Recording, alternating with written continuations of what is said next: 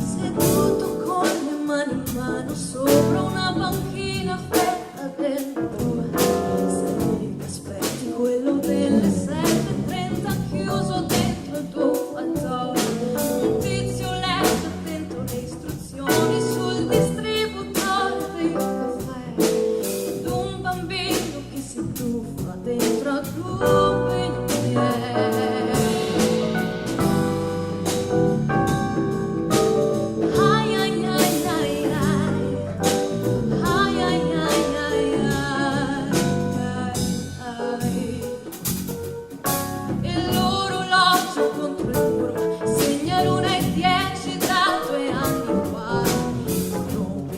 Stazione mezzo cancellato dall'umidità, un poster che qualcuno ha già scarabocchiato, dice vieni in Tunisia, c'è un mare di velluto ed una palma e tu che sogni di fuggire via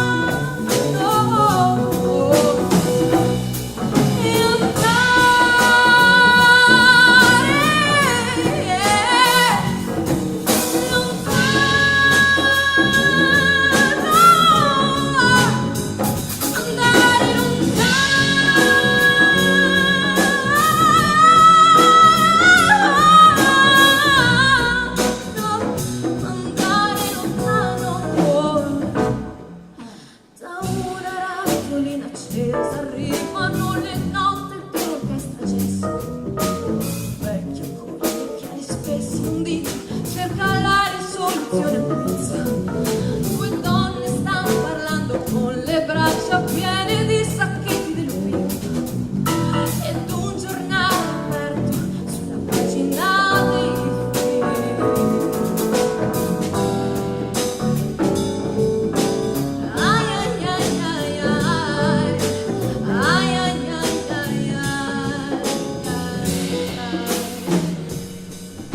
sui binari quanta vita che è passata e quanta vita passerà, e due ragazzi stretti stretti che si fan promesse per l'eternità. Un uomo si lamenta ad alta voce del governo e della polizia, e tu che intanto sogni ancora, sogni sempre, sogni di fuggire via.